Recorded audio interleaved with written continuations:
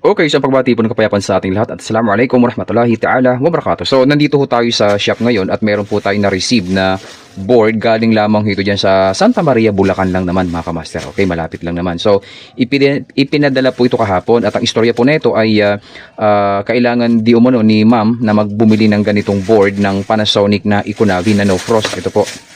Yan, ito po yung bagong labas ni Panasonic kasi nga po yung brown board ay phase out na ho ito phase out na ho ito mga kamaster, no? 2023 pa.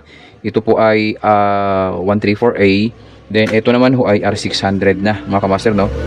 Kaya sabi ni ma'am, kamaster, gusto ko lang makasigurado bago ako bumili sa service center kasi chinek up po ni service center yung refrigerator ni ma'am na no frost, since na 2 years pa lang, under warranty pa naman daw ang compressor. So ito po yung hatol nila pagdating ng mga kababayan nating technician na service center. Nung sinaksak at hindi umandar, ang sabi daw po ay ito yung papalitan. So nagtaka si ma'am, teka lang, wala ba akong ibang gagawing check or i-check yung compressor, i-check yung mga sensor. So ang sabi ng technician, ito raw po sigurado daw, promise daw na ito talaga ang papalitan. So wala namang problema, sabi ni ma'am, papalitan natin, pero ipapadala muna kay kamaster, sisiguraduhin daw nila kung talagang ito nga talaga ang problema. So kasi sabi ni ma'am, medyo mabigat daw sa bulsa yung presyo ng service center na pagbibilhan niya. Okay? So, dire-diretso na ho tayo mga kamaster, no, sa pag-check po ng ganitong makabagong board kasi nga po, sabi ko nga sa inyo, yung original nito ay ito talaga. Okay? Ito po yung kanyang mga transistor pa ho, yan ho. So ngayon, naka-IPM na ho siya, yung bagong yun naka-IPM type. Okay? So, umpisahan na po natin mga kamaster. Napakasimple lang naman. Tuturuan ko kayo kung paano ang tamang pag-check ng Econavi. Bakit nga ba hindi gumagana yung compressor? Huwag po tayong basta hatol lang ng board agad. Kailangan meron tayong troubleshooting na gagawin. Okay? So, papahawak muna natin sa ating misis yung aking cellphone. Iyon. Pasok! Iyon. Yan. So, sa unang pag-check mga kamaster, no, ang kailangan lamang ho muna natin ay eto muna. I-jumper po muna natin yung kanyang power supply dito. Yan. Yan, i-jumper muna natin ha para magkaroon po ng reading yung ating rectifier. Kasi pagka hindi po kayo nag-jumper, maliligaw po tayo. Pwede bang subukan natin? Kailangan po natin mag-jumper. Okay, jumper. So kapag naka-jumper na tayo, meron tayong nakikita ditong, ayan no, yung rectifier ha. Yung rectifier na yan, ayan, mayroon siyang dalawang terminal sa gitna ha. Ayan. So diyan po tayo magsisimula ha mga kamaster. Yan, dito tayo magsisimula. Then punta ho tayo dito sa sa line at saka sa neutral. Ito. Line, neutral, tsaka ground. Disregard nyo ho yung ground ha. Dito ho tayo mag-ikot-ikot. So hindi na po natin kailangan pang isa-isahin yung mga parts na yan para lang ma-check. Sabi ko nga sa inyo, proceed tayo sa shortcut. So nakaset na ho sa buzzer yung ating tester. Ayan, ito, yun. Okay, so umpisahan po natin dito sa isang terminal. Ito. Ayan. Tapos magtatapos ho tayo sa rectifier ha. Ayan o, rectifier. Tingnan natin kung buo nga ba yung linya. Ayan. Ito ha, yung dalawang terminal sa gitna ha. Line at saka neutral. Line at saka neutral. Ayan. So, titingnan natin kung buo yung linyada kasi sabi ni ma'am, ayaw gumana yung compressor. Ibig sabihin, tingnan muna natin sa power supply kung buo yung linya ng power supply. Yan, ilalagay ko siya sa pangalawang yan o. Okay, hahanapin natin ha. Wala. Ayun o. Okay, ibig sabihin, itong line, buo. Okay. Yan ha, mga kamasira. Ito ha, yung pangalawa ha. Ito ho yun o. Ito, ha? Okay, ito yung line. Okay. Okay, ito yun ha. Ayan. So, dyan yung i-check ha. Kung buo yung line. Ayan, buo. Ayan. Siyempre, pagdating sa kabila, wala yan. Okay. Itutok mo yung yung cellphone. Ayan. Dun. Ayan. Okay. So, siyempre dito sa kabila, sa neutral, wala. So, pag inilipat ko to sa neutral, yun. Ibig sabihin, buo yung ating primary. Ha, mga kamaster, ganun lamang ko kasimple.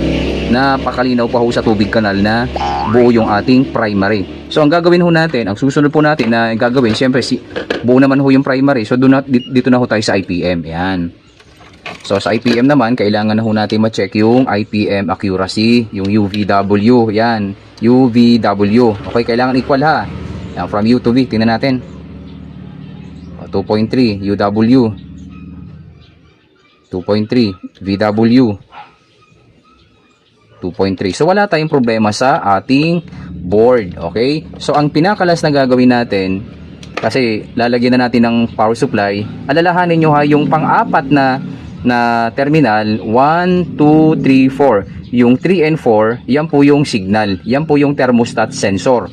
Okay, kasi kapag siraw ang thermostat sensor ng inyong refrigerator, hindi po siya magbibigay ng signal sa ating system, okay, at hindi na magbibigay ng signal si system sa ating IPM para umandar ang compressor. Kasi pag walang signal, hindi gagana ang compressor.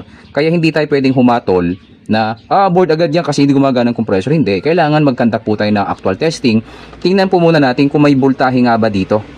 Okay, pag may voltahe na lumalabas dito, ibig sabihin buo yung ating board.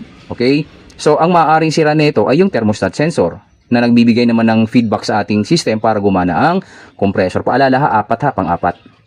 1, 2, 3, 4. So ang kakailangan lamang ho natin ay etong, yan, signal. Pwede bang subukan natin? Signal lang naman, signal. Okay, ilalagay ho natin siya dito sa pang-apat ha. 1, 2, 3, 4. Yan o. Yan, lalagyan po natin siya ng signal para malaman natin kung alin ang problema. Kasi bago magpalit ng board si ma'am, sisiguraduhin muna natin na buo nga ba talaga itong compressor. Kasi kung sira naman daw talaga yung board, magpapalit naman talaga siya. Willing naman siya magpalit. Teka lang, malabo ng mata. Ayun. So yan ang mga kamasira, pang-apat ho yan, pang-apat na terminal. 1, 2, 3, 4. Ito po ha. So ang kailangan ho natin, meron na ho tayong jumper. At ito namang ating signal. Okay, then ang kakailangan natin ay etong, yan, compressor socket. Ito. Okay, ilalagay ho natin dito. Kasi pag halimbawa wala tayong nakuhang signal, ibig sabihin sira talaga yung board. Then ito naman ang ating plug. Ayan. Okay, layo mo. Yun, buho ha, buho. Yan. Ito. Okay, so ito naman ilalagay po natin dito sa power supply ha, dito. Mga inassemble ko lang ito mga kamaster, no? Yun. Okay. So, ang gagawin po muna natin pala, pag sinaksak natin siya, tatanggalin muna natin itong signal. Kukuhanan muna natin ng voltahe. Ayan. Kasi pag kinuha na natin siya ng voltahe, malalaman natin, kapag walang signal, maaaring sira nga yung ating board. Pero pag may signal, sira yung thermostat sensor. Ayan. Ganun lang ho kasimple. Ayan. Tatanggalin muna natin to. Tapos, isasaksak natin. Then, kukuha na natin ng voltahe yung ating, ayan. Kukuha na natin ng voltahe yung ating signal. Thermostat. Okay. Ayan. Pang-apat ha. Pang-apat. 1, 2, 3, 4. So, ito na ho. Ayan ha. Pa-plug na ho natin. Ay, puputok naman yan. Set natin sa DC 8, DC 9, 20. O yun. DC. Ayan. Okay, so plug na ho natin. Ay, puputok naman yan. Tingnan natin. Taka lang, mamaya. Ready na ba? Jumper. Power supply. So, ang kulang na lang ho ay yung signal natin na thermostat sensor. Mamaya na lang yan kasi kukuha na muna natin ng voltage yung ating thermostat na galing naman sa ating system. Ayan. Plug na natin. Saan ba yung natin dito? Ayan. Plug na natin. Ay, nakakabit na may compressor. Teka lang, di pa nakakabit. Ito po ay tulong sa ating mga kababayan na technician na nagdi-DIY. Wag po tayong basta hatol lang ng hatol na, sira ng board. Kailangan ng palitan ng board. Yan. Kasi syempre medyo may kamahalan yung board. Paano halimbawa, napalitan ng board, hindi pa rin gumana. Ay, nakakay, kasaklap. Plug na natin. Ay, puputok naman yan. 1, 2, 3, go. Yun, buti hindi pumutok. Saan na ba yun? Kuha na natin ng signal. Saan na ba yun? Ayan. Nasa DC tayo, mga kamaster. Yung pang-apat na, try ko. Kuryente ako. Ay, may kuryente tao. Ay, nakaw. Ang lakas.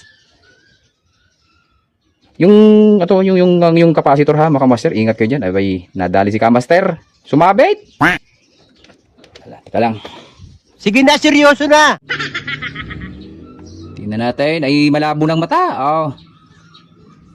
May signal, tingnan natin, signal. Ayan oh, mga master, no. Meron tayong nakukuhang, pindutin mo 'yung ano para mag-focus. Yeah, meron tayong nakukuhang 4.91 volts. Tingnan mo dito. Iyon. Oh, yan ha. Tama sabi mo. Ayan mga master ha, pang-apat ha. O, tingnan natin. Doon sa tester. Tingnan natin. Pindutin mo, long press.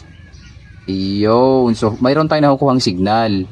4.91 volts. Ibig sabihin, yan, hindi sira yung ating board ha, mga master. So, ang gagawin natin, ilalagay na ho natin itong ating tawag dito, ang ating thermostat sensor. O, pansin mo ha, mga master, nakasaksak na ho yan. Okay? Meron na ho tayong nakukuhang voltahe. Pero siyempre, baka sabihin mo, ikaw master, hindi mo naman tiningnan yung input voltage. Ayan, tingnan natin. Para maniwala kayo na talagang, yan o, hawakan mo to ulit.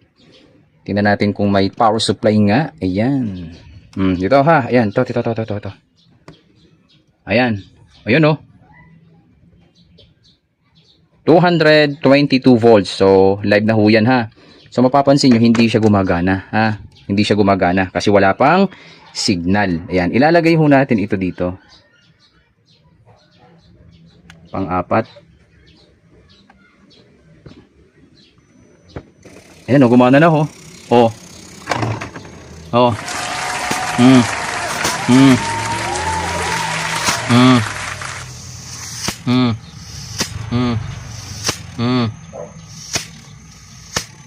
So, yun ang ibig ko sabihin, mga master, oh.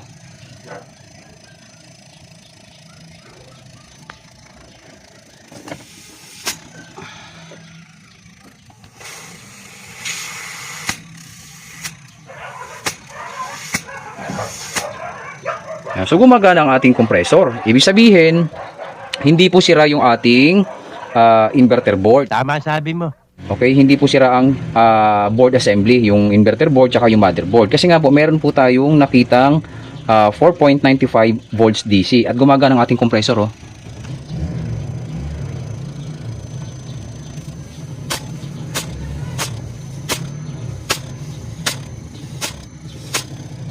Okay, yan. Malinaw pa sa tubig kanal na walang problema ang ating board. Dahil lamang po yan sa ating signal. Kapag tinanggal ko ito, yan ha, pag tinanggal ko yan, yan. Pag tinanggal ko yan, mamamatay ang compressor. Yan natin. O, yan, patay na. Wala na. Nakasaksak pa yan ha. Ayan, nakasaksak pa yan. Malinaw pa sa tubig kanal ha. O, walang daya yan. O, yan o ha. Okay, nakasaksak pa yan. So, hindi na gumagana. Kasi nga po, ang buhay ng ating system ay nasa thermostat, sensor, nasa signal. Oh, super lamig ho yan. Para kayo nasa Alaska. Ibabalik po natin ulit ha, yan mga master. Sisipatin lang natin na maayos, yan. Bahala ka sa buhay mo. Ginusto mo yan. Ayan o.